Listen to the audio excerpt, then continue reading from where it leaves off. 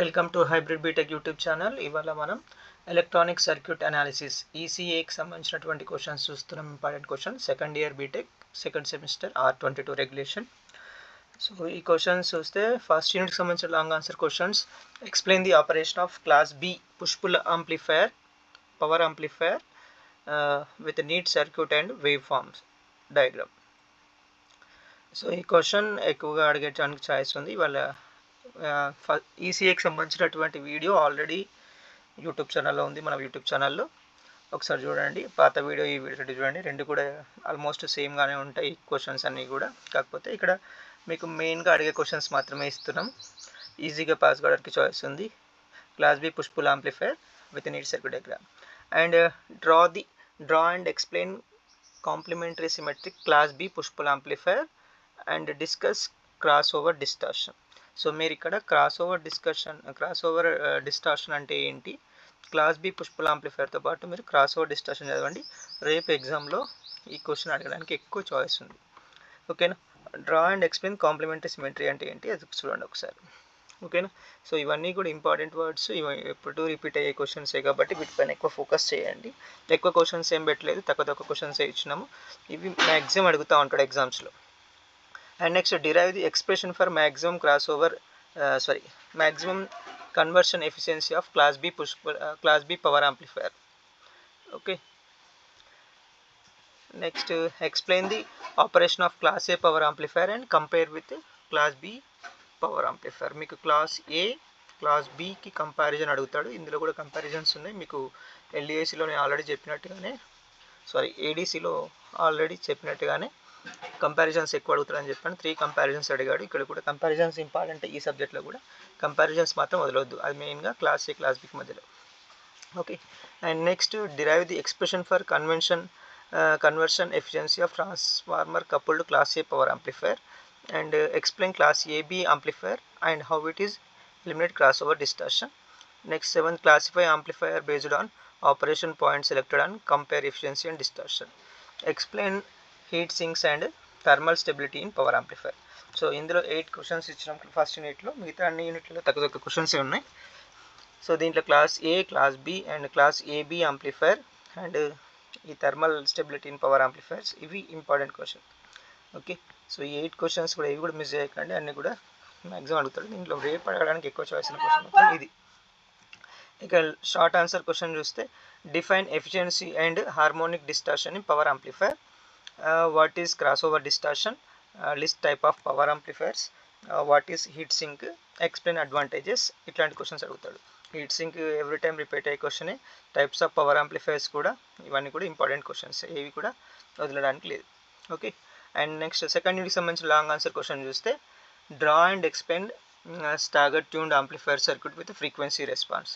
మీకు ఇంకొకటి ఎవరికన్నా సప్లీకి సంబంధించినటువంటి ఇంపార్టెంట్ క్వశ్చన్స్ కావాలి అనుకుంటే, మీ ఏ సబ్జెక్టు ఏ రోజు ఉంది నాకు కామెంట్లో తెలియజేయండి. మేము దానికి సంబంధించిన వీడియోస్ కూడా అప్లోడ్ చేయడానికి పాసిబుల్ ఉంటుంది. ఇక సెకండ్ క్వశ్చన్ చూస్తే, explain single tuned amplifier and it's frequency response and derive the expression for bandwidth of tuned amplifier. Explain efficiency of cascading signal tuned amplifier and bandwidth and explain double tuned amplifier with advantages and limitations. Explain stability consideration of tuned amplifiers and explain synchronously tuned amplifier and derive bandwidth. ఈ 7 questions ఇక్కడ important questions. So దీంట్లో నార్మల్గా ఈ first question, second, ఇవన్నీ కూడా important, ఏది కూడా miss చేయడానికి లేదు. నార్మల్గా ఈ క్వశ్చన్స్ అడుగుతూనే ఉన్నాడు. ఎక్కువ టైం రిపీట్ అయిన క్వశ్చన్స్ ఇక్కడ నుంచి మీరు చూస్తే ఈ 3 మాత్రం మోస్ట్ రిపీటెడ్ క్వశ్చన్స్ ఇక్కడ, అండ్ ఇవి కూడా అడుగుతూనే ఉంటాడు, ఏది కూడా మిస్ చేయకండి. And next short answer question చూస్తే, డిఫైన్ క్యూ ఫ్యాక్టర్ ఎప్పుడు అడిగే క్వశ్చనే, ఇది కంపల్సరీ రేపు రావడానికి చాయిస్ ఉంది షార్ట్లో. And applications of tuned amplifier, limitations of single tuned amplifier, difference between single and stagger tuned amplifier, ఇవి షార్ట్ క్వశ్చన్స్. డిఫరెన్స్ అడుగుతాడు, కంపారిజన్ అడుగుతాడు, ఒకసారి చూడండి. Okay.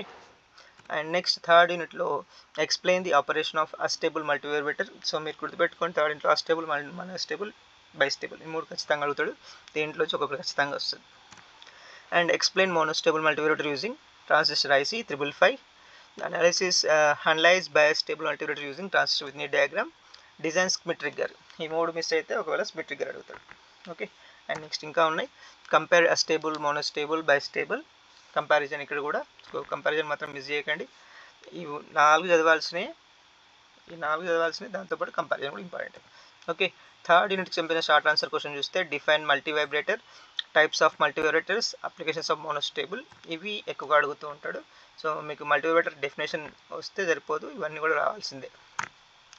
Next long answer question చూస్తే explain transistor Miller time based generator with neat diagram, explain bootstrap time based generator. Bootstrap, Miller రేపు అడగడానికి వచ్చేసింది. రెండింటిలో నుంచి ఒక క్వశ్చన్ ఖచ్చితంగా వస్తుంది రేపు.